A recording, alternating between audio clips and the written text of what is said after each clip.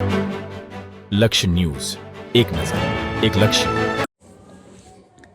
ધાંગધ્રા તાલુકા police મથક નજીક NDPS કેસમાં જપ્ત કરાયેલા કેમિકલ ભરેલા ટેન્કરમાં અચાનક આગ લાગવાની ઘટનાએ વિસ્તારમાં અફરાતફરી મચાવી દીધી હતી.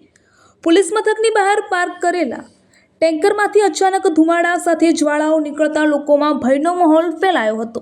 ટેન્કરમાં જ્વલનશીલ કેમિકલ ભરેલું હોવાથી આગ વધુ વિકરાળ સ્વરૂપ ધારણ કરે તેવી ભીતિ સેવાઈ રહી હતી. ઘટનાની જાણ થતાં જ ડીવાયએસપી જીડી પુરોહિત સહિતનો પોલીસ કાફલો તાત્કાલિક સ્થળ પર દોડી આવ્યો હતો.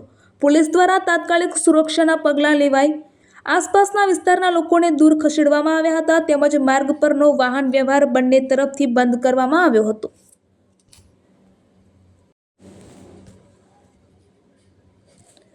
નગરપાલિકાના ફાયર વિભાગને જાણ થતાં જ ફાયર બ્રિગેડની ટીમ પણ તરત જ ઘટના સ્થળે પહોંચી ગઈ હતી. ફાયર ફાઇટરોએ 3 ફાયર ટેન્ડરની મદદથી સતત પાણીનો મારો ચલાવી આગ પર સમયસર કાબૂ મેળવ્યો હતો. પ્રાથમિક તપાસ મુજબ આ આગ ટેન્કરના નીચેના ભાગેથી શરૂ થઈ હોવાનું અનુમાન છે. શક્યતા વ્યક્ત કરવામાં આવી રહી છે કે પહેલા ટેન્કરના ટાયરમાં આગ લાગી હોય અને ત્યારબાદ તે આગ સમગ્ર ટેન્કરમાં ફેલાઈ ગઈ હોય. જો કે આગ લાગવાનું ચોક્કસ કારણ હજુ સુધી જાણી શકાયું નથી અને પોલીસ દ્વારા વધુ તપાસ હાથ ધરવામાં આવી રહી છે. પોલીસ અને ફાયર વિભાગની ઝડપી અને સુવ્યવસ્થિત કામગીરીને કારણે આ ગંભીર ઘટનામાં કોઈ જાનહાનિ સર્જાઈ નથી, જેને કારણે એક મોટી દુર્ઘટના ટળી ગઈ હોવાનું મનાય છે. રિપોર્ટર દેવમ ત્રિવેદી, સુરેન્દ્રનગર.